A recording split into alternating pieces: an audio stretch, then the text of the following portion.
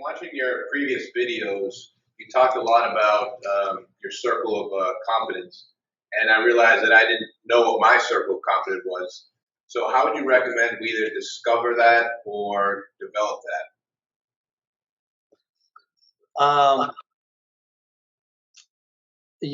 I'll just give you Charlie Munger's question. I'm Charlie Munger's answer to that question, which is to ask the question is to answer it. If you are wondering if something is in your circle of competence, it is not in your circle of competence. So it's as simple as that. Other questions? Say. Kind of piggybacking off of that, one of the companies, or two of the companies that you mentioned you missed on, Apple and Amazon, you mentioned were out of your circle of competence as well. And I was wondering what exactly about those companies kind of made you uncertain about your understanding of them, because it seems that you're pretty well knowledgeable in tech in general. Yeah, I mean, I think Apple is I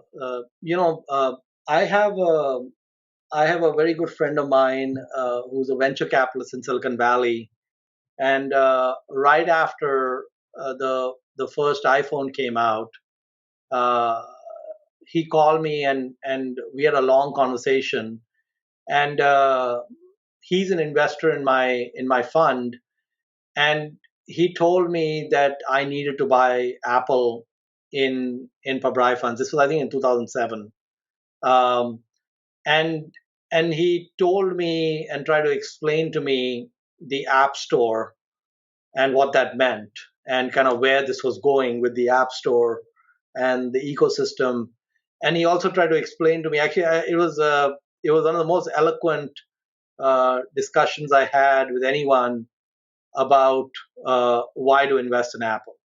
And he highlighted the moat, but he also highlighted the fact that one of the things, put a pretty powerful computer in each of our palms, and he thought that that was a very significant game changer. And this was in 2007. It was well before Uber came out.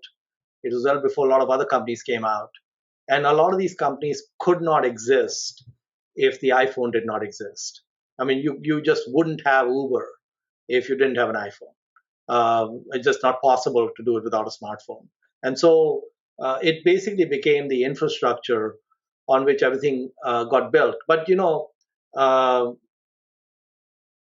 I'm one of these stupid people uh, that when people hit me with a 2x4 in my head with a great idea, I'm still not able to see it, and somehow we still limp along and do okay. And Arvind still wants me to talk to you guys. So I looked at Apple at the time. It wasn't at a single digit PE. The moment something's not a single digit PE, I'm gone. You already lost me.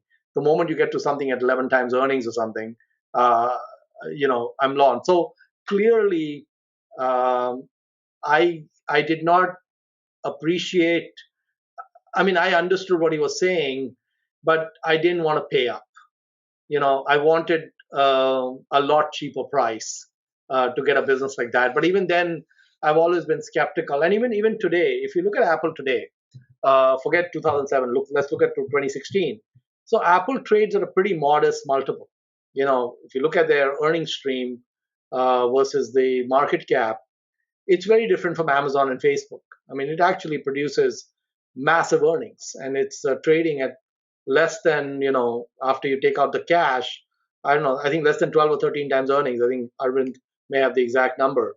And that's not a high multiple for a business like that. But, I also play back in my head the graveyard of companies in technology like BlackBerry and Nokia and all these other ones that have had huge runs and disappeared. And Apple has something more than those companies have, because they have the App Store and they have habits. The important thing, this is what my friend in 2007 was saying, Mohnish, human habits are changing with the iPhone. And you have to understand, when the habits change, that is very enduring. It was a great talk. I wish I had recorded that talk, because if I could play it for you, it'd be better than me babbling here. And so he was telling me about the habit economy, and all these habits were very important. And and I didn't appreciate that. And so today we have a situation where Apple's, I think, unit sales are dropping, but their earnings are still rising.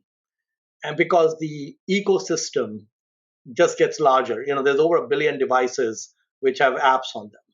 And every quarter, the number of devices that have apps on them increases, even if their quarter-over-quarter sales decline. And and of course, they got a free tailwind from the woos of Samsung, if you will. But my take is that this is one of those things where you want absolute no-brainers, and anytime in the investing world you have doubts in your head, then you're better off just not going there.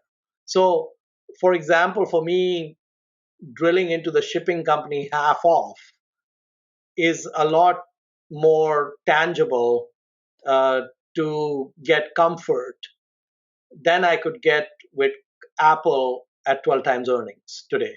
It's just, and that may be a mistake, but it's just the way I'm wired. And so someone else can hopefully figure that out and do better with it. Other questions? Yeah. And of course, since that time, my venture friend sprinkles salt on wounds and reminds me what his Apple position is worth versus what his Pabrai fund's position is worth.